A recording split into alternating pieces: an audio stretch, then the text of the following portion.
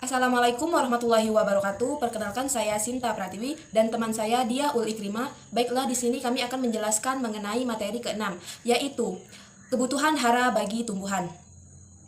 Yang pertama yaitu pengertian dari unsur hara. Unsur hara adalah unsur yang terletak di siklus hidup dalam sebuah sistem lapisan tanah. Unsur hara ini tidak dapat digantikan oleh unsur lainnya. Dan apabila unsur hara tidak terdapat pada suatu tanaman, maka proses metabolisme akan terganggu dan juga terhenti. Baiklah, selanjutnya adalah pengertian unsur hara esensial. Unsur hara esensial adalah unsur hara yang terdiri dari unsur hara makro dan unsur hara mikro yang dibutuhkan dalam proses pertumbuhan tanaman. Baiklah, selanjutnya yaitu kriteria unsur hara esensial. Yang pertama, unsur hara ini sangat diperlukan sekali dalam proses pertumbuhan tanaman. Yang kedua, unsur hara esensial ini tidak dapat digantikan oleh unsur lainnya. Yang ketiga adalah apabila unsur hara esensial tidak terdapat dalam jumlah yang cukup di dalam tanah, maka tanaman akan terganggu atau biasa disebut dengan gejala defisiensi. Baiklah, selanjutnya saya akan menjelaskan gejala defisiensi pada tumbuhan. Yang berupa pertama yaitu tanaman akan kerdil karena kekurangan unsur nitrogen. Yang kedua, tertundanya waktu pemasakan karena kekurangan unsur nitrogen. Yang ketiga yaitu gangguan sistem perakaran karena kekurangan unsur kalium. Baiklah, selanjutnya saya akan menjelaskan jenis-jenis unsur hara esensial yang dibutuhkan oleh tanaman. Yang pertama yaitu unsur hara makro. Pengertiannya adalah unsur hara yang diperlukan dalam jumlah yang relatif banyak. Dan yang kedua yaitu unsur hara mikro yang dibutuhkan oleh tanaman dalam jumlah yang lebih sedikit. Baiklah, berikut ini adalah unsur hara yang termasuk dalam unsur hara makro. Yang pertama yaitu kalium, yang kedua kalsium, yang ketiga belerang, yang keempat fosfor, yang kelima magnesium, dan lain sebagainya. Dan berikutnya yaitu unsur hara yang tergolong dalam unsur hara mikro. Yang pertama klor, yang kedua yaitu bron, tembaga, seng, dan juga besi.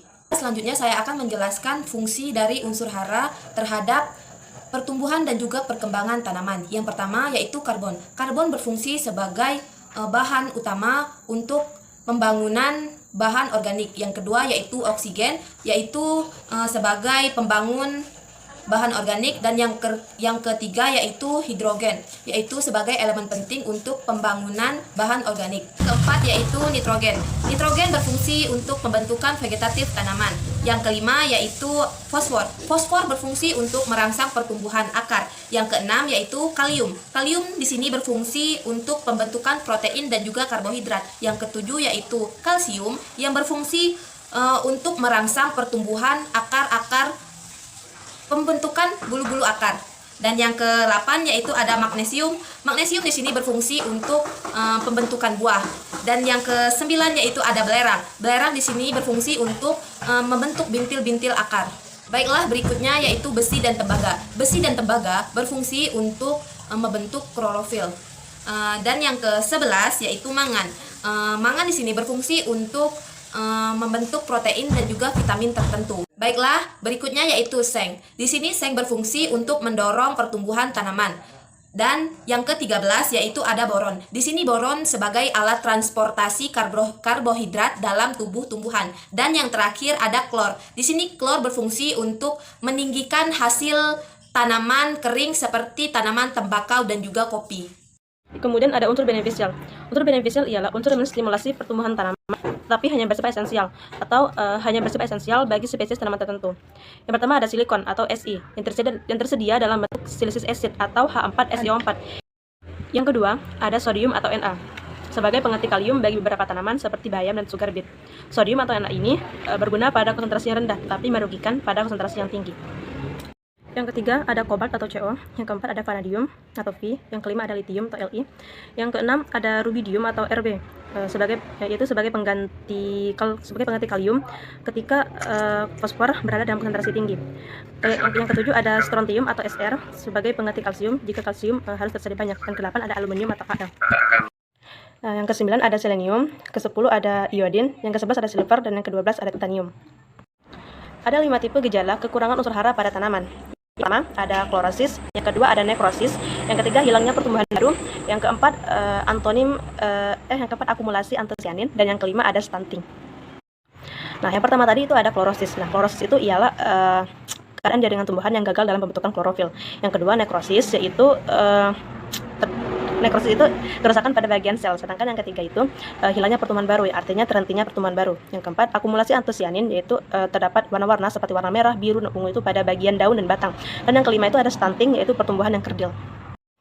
Nah, gejala defisiensi atau kekurangan unsur hara pada tanaman ini itu hanya bisa diperbaiki dengan mengaplikasikan elemen tersebut. Misalnya itu tanaman itu kekurangan unsur nitrogen dengan menghasilkan gejala yaitu daun yang berwarna kuning.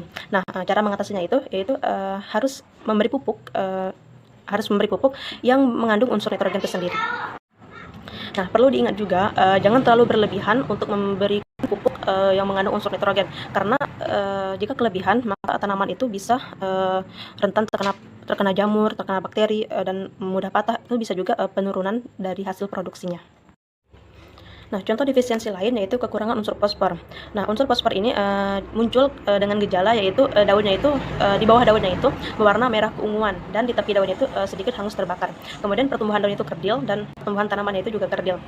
Perlu diingat juga jika kekurangan unsur fosfor ini itu akan menghambat pertumbuhan akar dan pembuahan pada tanaman. Dan jika kelebihan itu juga akan mengganggu penyerapan unsur mikro yang lain seperti besi dan lain-lain sebagainya. Kemudian ciri-ciri tanaman yang kekurangan unsur nikel itu bisa mengakibatkan gagal dalam penghasilan benih yang layak. Nah, yang terakhir silikon. Nah, silikon ini bisa membantu meningkatkan efisiensi fotosintesis dan menginduksi ketahanan terhadap hama dan penyakit. Juga unsur silikon ini juga bisa meningkatkan pertumbuhan tanaman yang kuat.